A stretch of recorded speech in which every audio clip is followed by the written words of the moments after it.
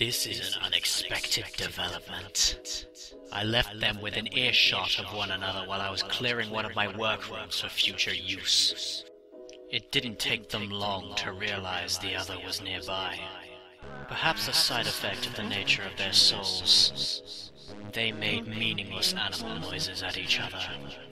Subject 1 is capable of it after all. Nothing unusual or noteworthy. But then they began to babble. I could recognize the noises they were stringing together.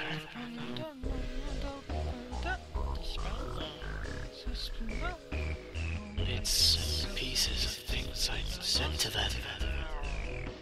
They even mimicked my tone of voice, though clearly without understanding. They can speak. They can learn. Well, they are sentient after all. I don't know how I feel about this. I specifically accelerated their growth because I didn't want them to look like children. I don't want them to sound like children. It's unnecessary. The rapid growth may apply to their minds as well. They can progress to an adult level of understanding. At least then, I will introduce them to each other tomorrow, with the proper precautions in place. This wasn't in my plans, but one must always be ready to improvise. We'll see what happens next. This is it. Subject 1 and 2 are going to meet. I'm keeping a tight hold on both their souls. Don't touch me. So if they fall to fighting, it should be a matter of moments to separate them before either is hurt. It's best to be prepared. Although I'm not entirely sure what to expect. They've seen each other. They seem at a loss for what to do. Subject 1 seems wary.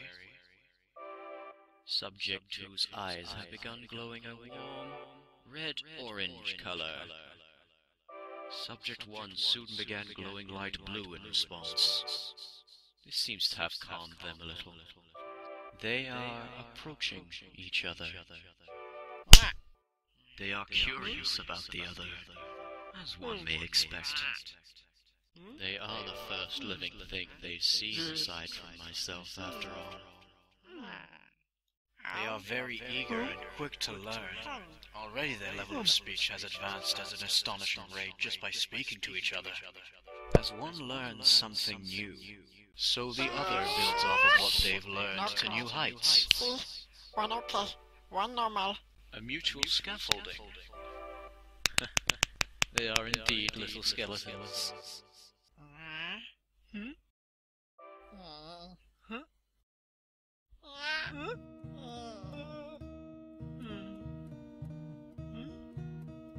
And they are getting very attached to each other very quickly. If I want the two to mature rapidly, leaving them together seems the most obvious choice.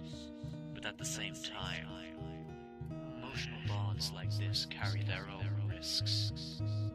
On the other hand, though, alright, that's enough.